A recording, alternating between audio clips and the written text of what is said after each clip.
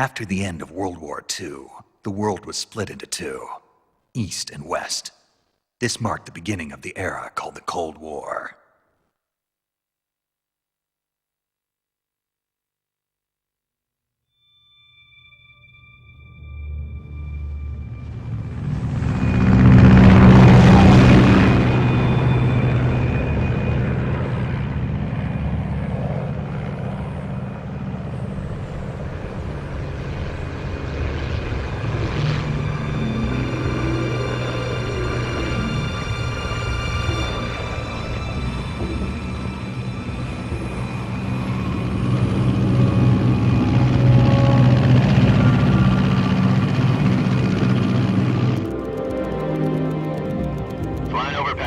Altitude 30,000 feet. Approaching Soviet airspace. 20 minutes to drop off. Commencing internal depressurization. Equipment check. Arm main parachute. All right. You ready to go? Drop zone still showing a high pressure mass. Cav okay. Good. We've got high visibility.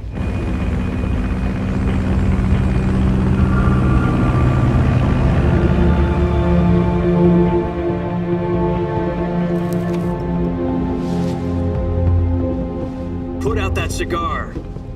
Connecting oxygen hose to interior connector. Put on your mask.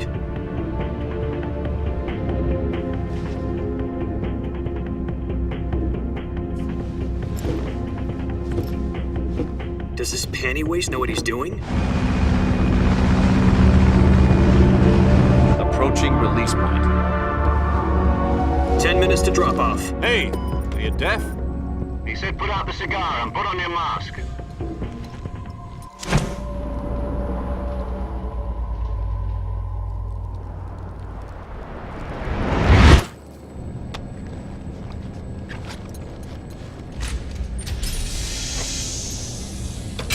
Depressurization complete. Checking oxygen supply. 6 minutes to drop off. Opening rear hatch.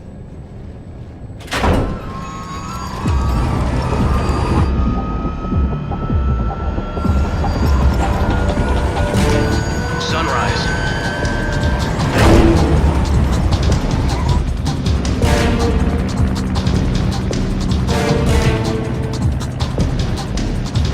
External temperature minus 46 degrees Celsius. 2 minutes to drop off. Stand up. You'll be falling at 130 miles per hour. Try not to get frostbite from the wind chill. 1 minute to drop off. Move to the rear. Activate bailout model. This is one for the history books. The world's first halo jump. 10 seconds to drop off. Stand by.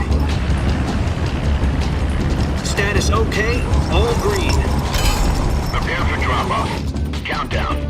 5, 4, 3, 2, 1. Spread your wings And fly. God be with you.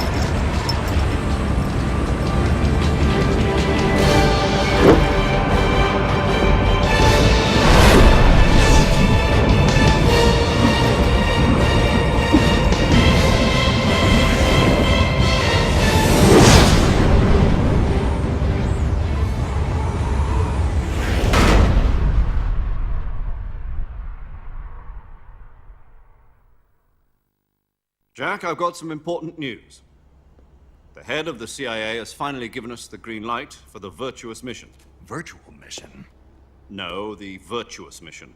The future of our Fox unit depends on it. If it succeeds, we'll be officially organized into a unit. Virtuous mission? Sounds like some kind of initiation ritual. You know, don't get cocky. This isn't a training op. Right. So what exactly is this wonderful mission? Well, about 2 years ago, a certain Soviet scientist requested asylum in the West through one of our moles. His name is Nikolai Stepanovich Sokolov. He's head of the OKB 754 Design Bureau, one of the Soviets' top-secret weapon research facilities, and the East's foremost expert on weapons development. Sokolov? Isn't he that famous rocket scientist? The very same.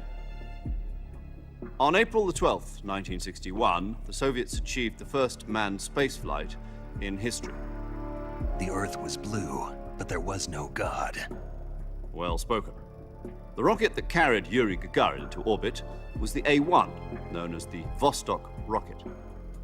Sokolov is said to be the man most responsible for the multi-engine cluster used in that rocket. After Gagarin's flight, Sokolov left rocket development to become the head of the newly established Design Bureau. From a lowly technician to head of a design bureau, that's quite a success story, so why do you want to defect? It seems he'd become afraid of his own creations. Afraid? Call it a crisis of conscience. And for that, he left his country and his family behind and went over the fence? Not exactly. One of his conditions was that his family was also to be taken safely to the west. We used a mole to get the family out first and succeeded in sneaking Sokolov over the Berlin Wall shortly afterwards. I was the one who conducted the operation. The security on the eastern side was still full of holes back then. Then what? We got Sokolov over in one piece, but the whole ordeal had left him exhausted, and we checked him into a hospital in West Berlin.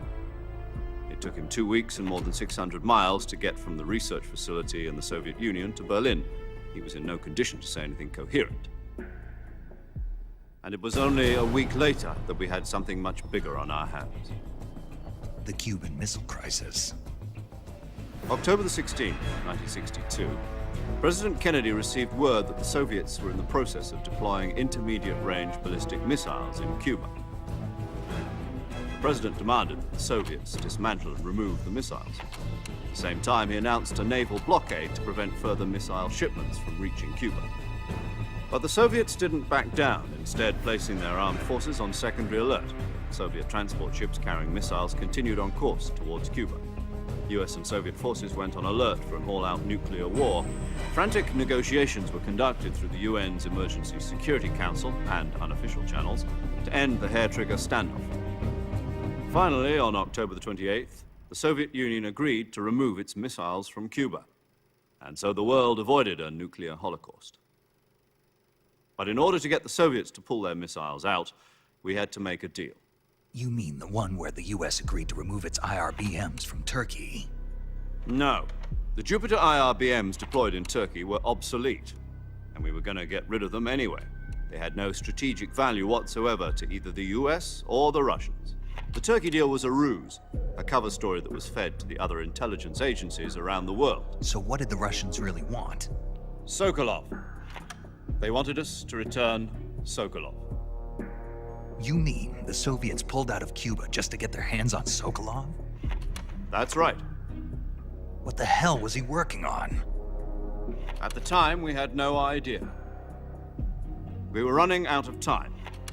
It was either give up Sokolov or risk full-scale nuclear war. In the end, we had no choice. President Kennedy gave in to Khrushchev's demand. The next day, I got Sokolov out of the hospital, handing him over to agents on the eastern side. Sokolov kept on screaming, "Save me," until he disappeared from my sight. Then a month ago, we received some new information from one of our moles. About Sokolov? Yes. He was taken back to the research facility and forced to continue working on the weapon in question under KGB supervision. What's more, it's on the verge of completion. So what kind of weapon is it? Something to do with space rockets? No, missiles. Same technology. I guess you're right. We don't know the details, but it appears to be a new kind of nuclear device. For half a year now, the Soviets have been conducting frequent nuclear tests at Semipalatinsk. Something to do with the weapon, I assume. We're talking about a secret weapon so big that Khrushchev was ready to pull out of Cuba to get it back. Is Sokolov still in the facility? No. According to our intelligence, he's in Selinoyarsk, a place in the mountains about 3 miles to the west that's known as the Virgin Cliffs. The Virgin Cliffs. Nice name for a virtuous mission. They moved him there just recently. Why? Apparently, they're conducting a field test of the weapon, but it's our best chance to get him back. This mission would never have been possible if he was still in the research facility. This is our last chance. Sokolov must have known that too when he contacted us.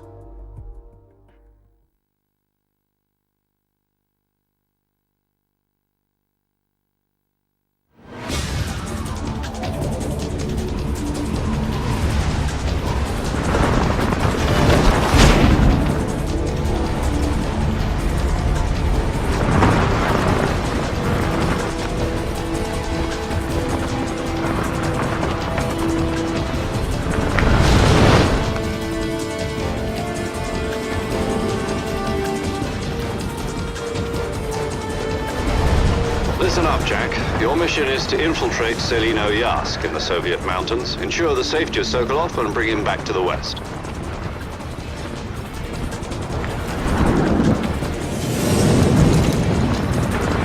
If we don't get Sokolov back before that weapon is complete, we'll be facing a major crisis.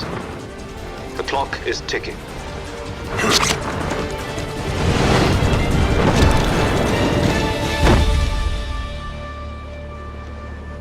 Once we've confirmed the rescue of Sokolov, stand by at the recovery point. A recovery balloon will be dropped at that point. Helium will be pumped into the balloon to inflate it. The process takes about 20 minutes. Once it's complete, the gunship's arm will latch onto the balloon and pull it up. The Fulton surface-to-air recovery system. I'm familiar with the theory. Take it easy. It's been combat-proven. Do you think Sokolov is up to it? The shock will be less than during a parachute jump, and the arm can handle up to 500 pounds.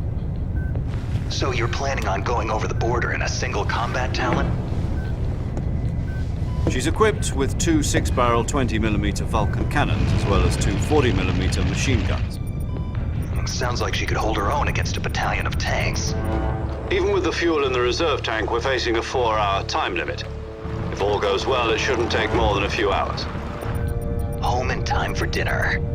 But if anything goes wrong, You'll be eating dinner, breakfast, and all the rest of your meals in the jungle.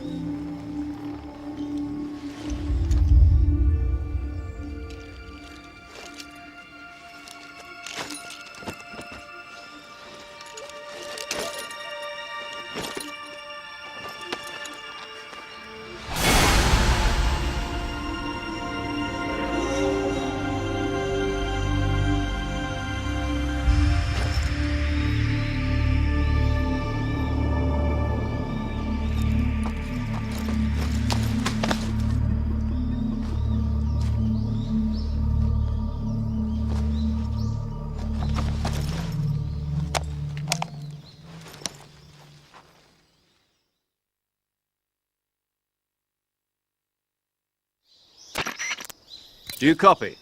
You're already in enemy territory, and somebody might be listening in. From here on out, we'll be using code names to refer to each other. Your code name for this mission will be Naked Snake. I'll be referring to you as Snake from now on. You're not to mention your real name. Snake? Oh, you don't like snakes? What do you mean?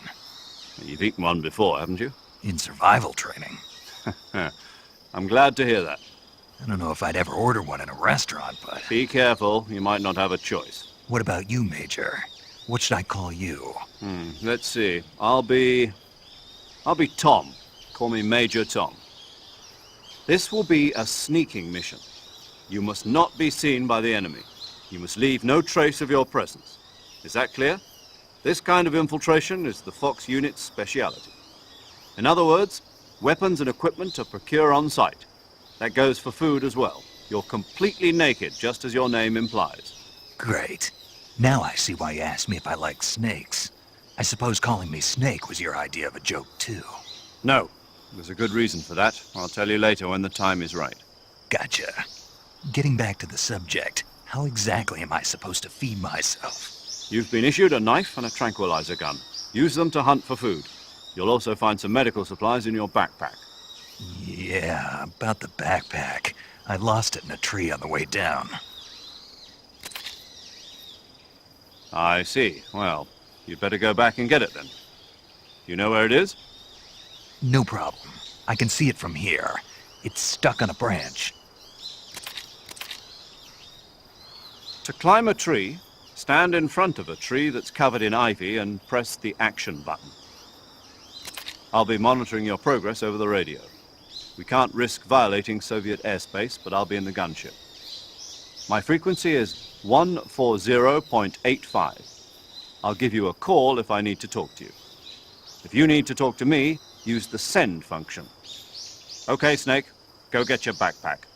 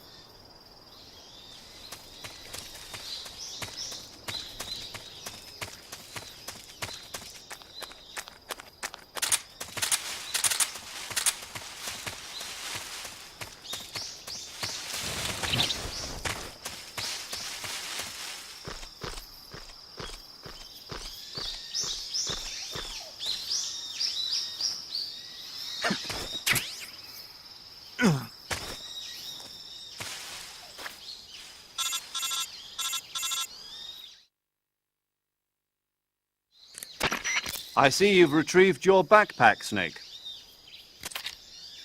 To equip a weapon, it's necessary to take it out of your backpack. In the survival viewer, choose Weapon from the backpack. Your available weapons will be displayed in a window in the upper left. From that list, choose the weapon you want to equip and press the Enter button. For other equipped items, just do the same thing from Item. Got it. Use the survival viewer backpack. Yep, that's right. Survival is fundamental to this mission. After you've been out in the field for a while, your stamina will start to drop. If your stamina gets too low, it'll affect your performance. You won't be able to shoot accurately, for example, and your wounds won't heal as smoothly. Keep an eye on your stamina so you don't run out. To recover lost stamina, you can hunt for local flora and fauna. You can use either your tranquilizer gun or your knife to hunt. My only weapon is a Mark 22 Hush Puppy tranquilizer gun? That's right. It's been fitted with its own suppressor. However, the suppressor will deteriorate every time you fire. Once its durability reaches 0, the noise suppression effect will be gone. So don't get too trigger happy with it. The suppressor's durability is shown in the icon. Any weapons and equipment beyond what you're carrying now, you'll have to find as you go. I have to find my own weapons and equipment? Whose crazy idea was this anyway? Solo covert actions are standard Fox operating procedure. You can't leave any traces of your presence. No weapons, equipment, footprints, sweat, or bodily waste. The same goes for bullets and cartridges, too. Your presence in enemy territory is already a violation of international conventions of warfare. There aren't supposed to be any American soldiers in Russia. It could spark an international incident. You can't let anyone see you. You can't let the enemy know you're there. This is a stealth mission. You're a ghost, Snake, in every sense of the word. And there'll be no rescue if you're captured. The military and US government will deny any involvement in the affair. Then I'll just have to take care of myself, huh? I'm afraid so. You've been given a fake death pill for that purpose. SIS guidelines stipulate that soldiers on covert ops like this one be issued a potassium cyanide capsule. Tape it to your body so you can take it when you need to. How generous of you. Use it if you're taken prisoner by the enemy. It'll send you into a state of false death for a short time. Fooling them into thinking that I'm really dead. So how do I come back to life? Just take the revival pill. You mean that thing they put in my tooth before the mission? That's the one. But be careful. If you remain in a state of false death for too long, nothing will be able to bring you back. Remember that. I'll keep it in mind. You said this was a solo mission, right? Right. I guess that means I can't count on any reinforcements. Correct. The mission rests entirely in your hands. A real one-man army. Relax. There's a support team ready to back you up over the radio. Who? I'll introduce them to you. This time, survival is of utmost importance. The first member of the support team will be in charge of monitoring your physical condition, acting as a medic, so to speak. as well as recording your mission data. She's a member of Fox as well, and she's here on the gunship with me. She? Hello, Snake. I'm paramedic. Nice to meet you. Paramedic. As in a medic who comes in by parachute. Aren't you going to tell me your real name? Are you going to tell me yours, Mr. Snake? My name, huh? It's John Doe. And they call you Jack for short. You're a regular Captain Nemo. A name means nothing on the battlefield. After a week, no one has a name. What's your name? Jane Doe. Very funny. I wasn't joking, but I'll tell you my name only if you manage to make it back alive. My frequency is 145.73. She's also in charge of recording your mission data. Whenever you want to save, send a message over the reserved save frequency, 140.96. So saving lets me record my mission data. That's right. It also records the state of your health. Good to know. There's one more person I want to introduce you to, Snake. Huh? Speaking of snakes, you remember the boss, don't you? A legendary soldier and your mentor. Actually, it was the boss that got the DCI's authorization in the first place. She's going to be serving as Fox's mission advisor. The boss is? She also helped me plan this mission. She and I were at SAS together. Jack, is that you? How many years has it been? Boss? That's right. It's me. Talk to me.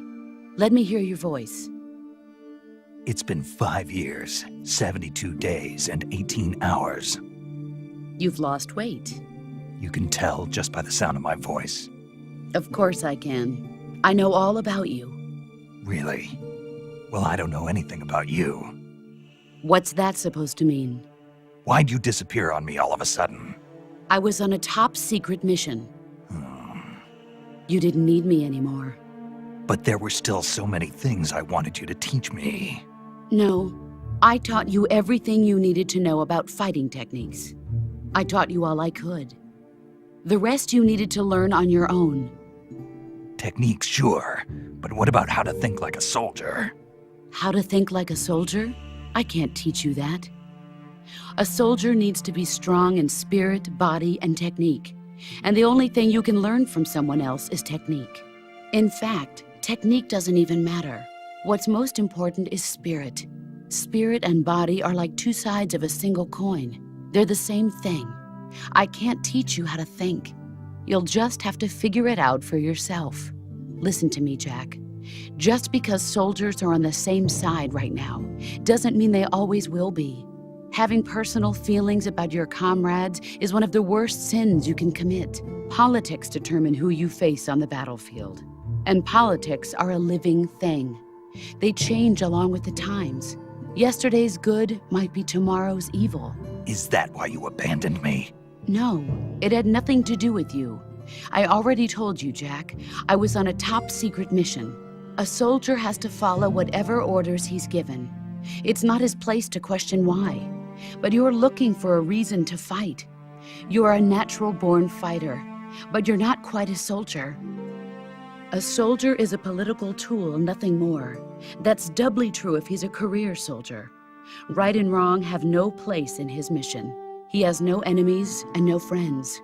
Only the mission. You follow the orders you're given. That's what being a soldier is. I do whatever I have to get the job done. I don't think about politics. That's not the same thing. Sooner or later, your conscience is going to bother you. In the end, you have to choose whether you're going to live as a soldier or just another man with a gun. There's a saying in the Orient, loyalty to the end. Do you know what it means? Being patriotic. It means devoting yourself to your country. I follow the president and the top brass. I'm ready to die for them if necessary. The president and the top brass won't be there forever. Once their terms are up, others will take their place. I follow the will of the leader, no matter who's in charge. People aren't the ones who dictate the missions. Then who does? The times. People's values change over time, and so do the leaders of a country. So there's no such thing as an enemy in absolute terms. The enemies we fight are only enemies in relative terms, constantly changing with the times. As long as we have loyalty to the end, there's no point in believing in anything, even in those we love. And that's the way a soldier's supposed to think? The only thing we can believe in with absolute certainty is the mission, Jack. All right, but do me a favor. What is it? Call me Snake. Snake. Oh, right. Your code name is Snake. It suits you well. That's right. The legendary unit that the boss put together during World War II was a snake. The Cobra unit, a group of heroes that brought the war to an end and saved the world. As long as you've got a legendary hero backing you up, you'll be fine. Isn't that right, Snake? Yeah, I can't think of anyone else I'd rather have with me. Oh, and one more thing, boss. Yes? It's good to hear your voice again. Same here. After all, who knows if either of us will make it out alive? Snake, you are always best at urban warfare and infiltrating buildings. But this is the jungle. Survival is going to be key. Those CQC techniques I taught you are sure to come in handy. CQC? Close quarters combat, huh? I've been in the Green Berets for the past few years. I'm probably pretty rusty. Not to worry. I'll be here to help you remember. After all, this is your first actual survival mission. I'll be supporting you over the radio. Where are you, boss? Next to the Major? The boss is communicating with us by radio from aboard a Permit-class submarine in the Arctic Ocean. My frequency is 141.80. Call me if you need my advice on battle techniques. Gotcha. Your mission is to retrieve Dr. Sokolov. Dr. Sokolov is being held in an abandoned factory located to the north of your current position. Avoid heavy combat and don't let anyone see you. Don't forget that this is a stealth mission.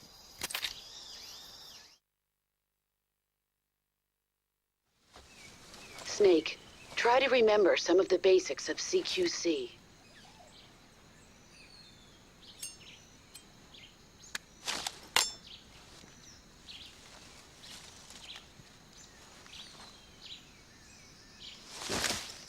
Commencing virtuous mission now.